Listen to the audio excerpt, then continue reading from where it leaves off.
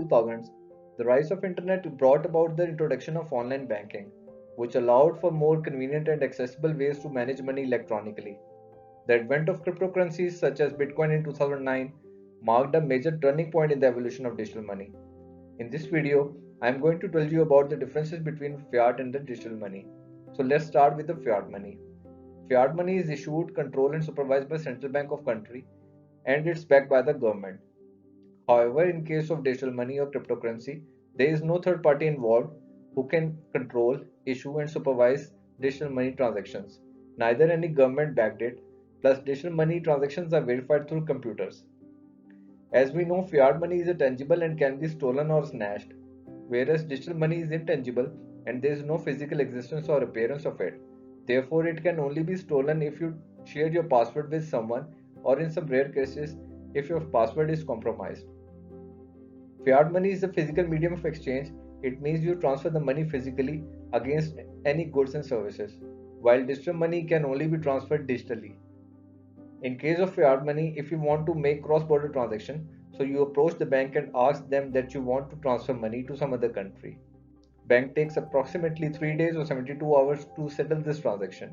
Whereas if you send money through digital mean, funds can reach to beneficiary in no time without waiting for days.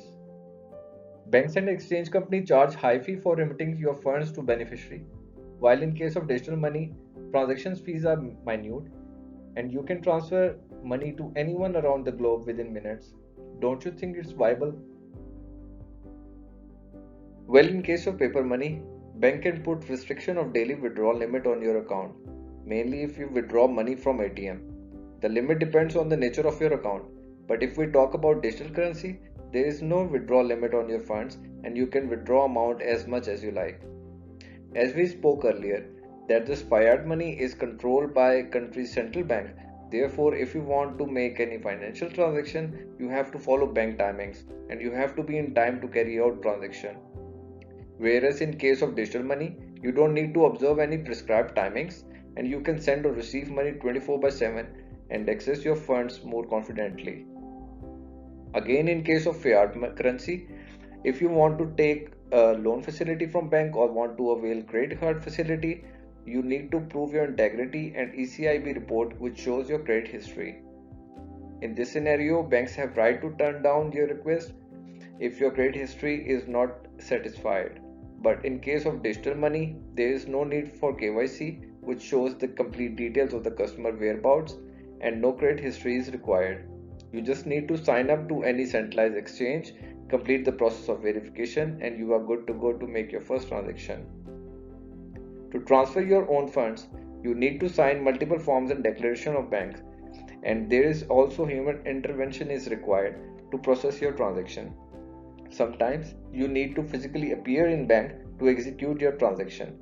Whereas in digital money, you don't need to bear any hitch or hustle to make any transaction successful and there is no paperwork nor any human intervention is required to make transaction. To execute fiat money transaction, you generally have to use banking application or software, but it is quite possible if banking software gets hacked or the personal banker who is supposed to take care of your funds misuse your funds. What will you do about it?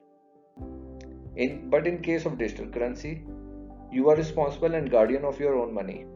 Transactions that you process execute through centralized exchanges and authority of transaction is secured through 2FA, two-factor authentication code that work on the smart contract logic based on IFTTT.